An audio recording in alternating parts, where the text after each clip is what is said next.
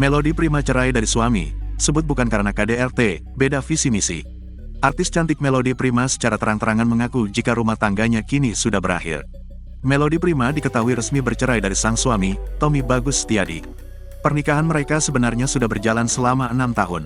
Namun, adanya masalah ketidakcocokan lagi membuat mereka memutuskan untuk berpisah. Melody Prima menuturkan, jika hubungannya dengan Tommy masih terjalin baik. Melody juga membantah penyebab ia menceraikan suaminya karena adanya KDRT. Kalau KDRT bukan, nggak ada.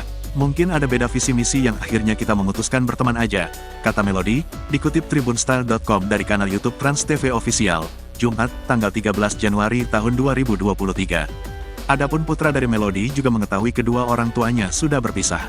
Kemudian hak asuh jatuh ke tangannya, Melody tidak membatasi Tommy untuk menemui buah hatinya.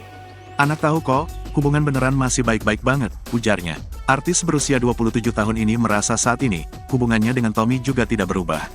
Menurut Melody, hanya status suami istri saja yang hilang.